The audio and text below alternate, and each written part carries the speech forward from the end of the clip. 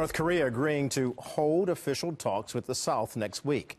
The high-level contact will take place in the demilitarized zone and comes after the U.S. and South Korea postponed their joint military exercises until after the Winter Olympics next month.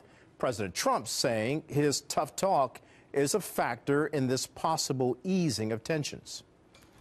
I hope it works out. I very much want to see it work out between the two countries. I'd like to see them getting involved in the Olympics, and maybe things go from there. So I'm behind that 100%. He actually thanked me. He said, and a lot of people have said, a lot of people have written that without my rhetoric and without my tough stance, and it's not just a stance. I mean, this is what has to be done. Joining me now, Dr. Ariel Cohen, Senior Fellow at the Atlantic Council. Thanks for joining us today, sir. Tell me, on the surface, what do you anticipate could take place with this meeting between the North and South? The position of the South Korean presidency is appeasing towards North Korea. It is one of the weaker administrations in the history of South Korea. So they want to talk to the North. They consider them brothers, which they are, of course. They're divided families and whatnot.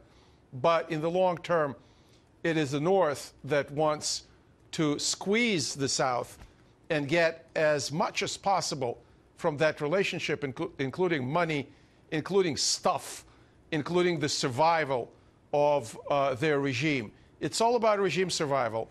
I thought long and hard about what is a game that the Kim dynasty is playing. It's a game of keeping their regime intact and possibly trying to unite all of the Korea under the aegis of the North. And of course, as long as we keep our forces in the South, this is not going to happen. And also, if for some reason we demonstrate weakness and the South goes for nuclear deterrent, then there'll be a nuclear stalemate in the long run. Let me ask you this then. The what impact do you believe the Trump administration has on these talks, and what personal impact from the President of the United States in describing the situation with tough rhetoric and saying he's going to be firm?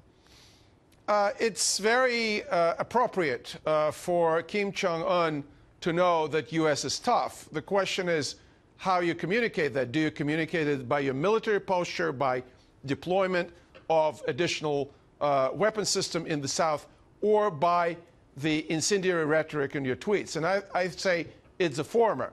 It's your stance. It's building the coalition, even bringing China. And I have to give credit to this administration that the toughest customer here is not North Korea. The toughest partner in this relationship is China. And so far, it looks like the relationship between North Korea and China is not great, and China is slowly putting a squeeze on Pyongyang. So I want to get back to this question, though, the actual meeting, because ostensibly they're meeting to discuss the Olympics and the fact that Kim Jong Un would like to see, or at least put his teams, his athletes into the Olympics, the Winter Olympics, which would take place next month.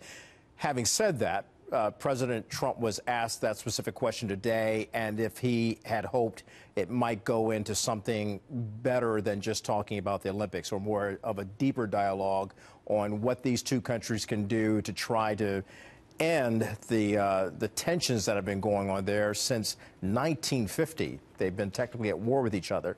And the president's saying he would love to see that. He would welcome that. And then there's Secretary of State Rex Tillerson, who says that the tough sanctions are in fact working and forcing North Korea to the table to talk to South Korea. What do you say? As I said, North Korea wants to squeeze South Korea to give them money, to give them investment, to give them anything. Food, for example. They don't produce enough food because it's a communist system and it's extremely inefficient. But in the long term, I do not believe that that regime voluntarily is going to give up their nukes.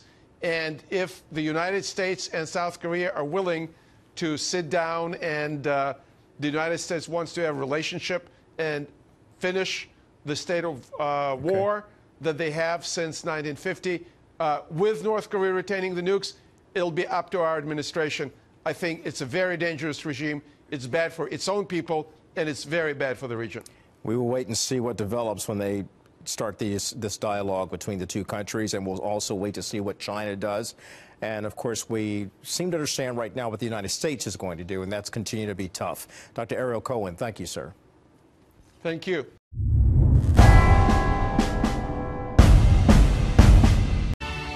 Next week, North and South Korea are set to hold talks about the upcoming Olympics. Some U.S. officials are hoping it may be a sign that the North is now possibly willing to discuss some broader issues, like its nuclear weapons program.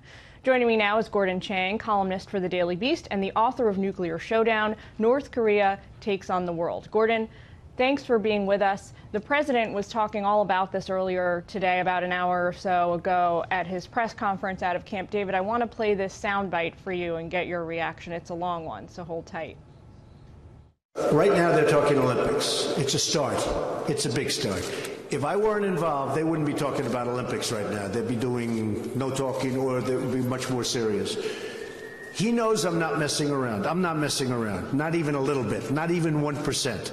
He understands that. At the same time, if we can come up with a very peaceful and very good solution, we're working on it with Rex, we're working on it with a lot of people. If something can happen and something can come out of those talks, that would be a great thing for all of humanity. So is the president right, Gordon, that if it weren't for him, the North and South wouldn't be talking right now? Yeah, I think he's half right. We know that President Trump's sanctions have affected the regime. Kim Jong Un, in his New Year's address, actually addressed that issue and even called those sanctions an existential threat to the North Korean state. So President Trump deserves a lot of credit for that. And Kim Jong Un wants relief. He wants the South Koreans to shovel money. But on the other hand, we got to remember that the Kim family playbook, and this is 7 decades old, Jillian, the Kim family playbook is, first of all, you refuse to talk to South Korea. You make a dramatic overture, then you demand concessions, and if you don't get those concessions, you throw a tantrum. And when North Korea throws a tantrum, sometimes people die. So you think these talks there's a lot of bluster. You think that they're unlikely to really go anywhere because the South is not likely to, kowtow to whatever the North's demands are in this moment. Yeah, and President Trump deserves credit for that because Moon Jae-in, the South Korean president, is very much a Korean nationalist. He's a leftist, so-called progressive. He would love to give the North Koreans everything they ask for. But Trump has been able to sit on him since he became president in May in that special election. And so Moon right now is very much at a point where he can't give the North Koreans what they want, and the president should take some credit for that. So the other thing that the president said about the North and South talking, I think he was asked by a reporter in the press conference at Camp David, if I remember correctly, when if the United States was involved and if they would get involved, and the president said, we'll get involved at some later point. What is that? Oh, yeah. Can you break that down for us? What does that even mean?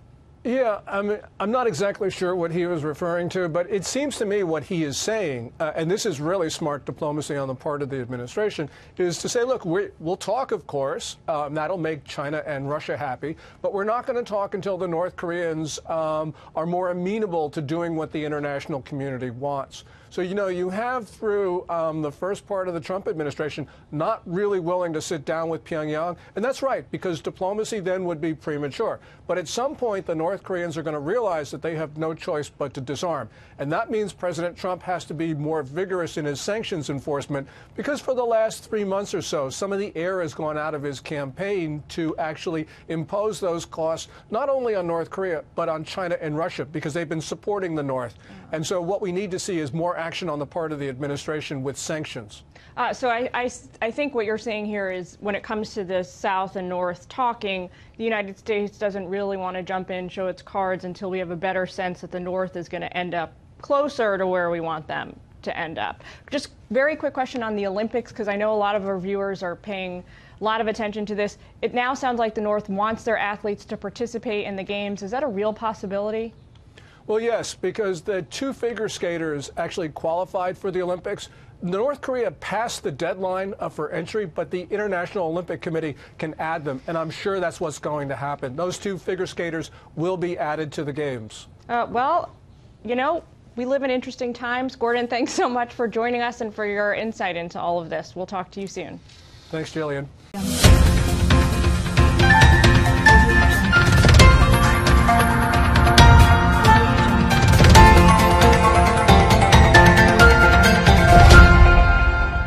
surface, what do you anticipate could take place with this meeting between the North and South? The position of the South Korean presidency is appeasing towards North Korea. It is one of the weaker administrations in the Next week, the high-level contact will take place in the demilitarized zone and comes after the U.S. and South Korea postponed their joint military exercises until after the Winter Olympics next month. President Trump saying his tough talk is a factor in this possible easing of tensions. I hope it works out. I very much want to see it work out between the two countries. I'd like to see them getting involved in the Olympics, and maybe things go from there. So I'm behind that 100%. He actually thanked me. He said, and a lot of people have said, a lot of people have written that without my rhetoric and without my tough stance, and it's not just a stance. I mean, this is what has to be done. Joining me now, Dr. Ariel Cohen, Senior Fellow at the Atlantic Council. Thanks for joining us today, sir. Tell me on the...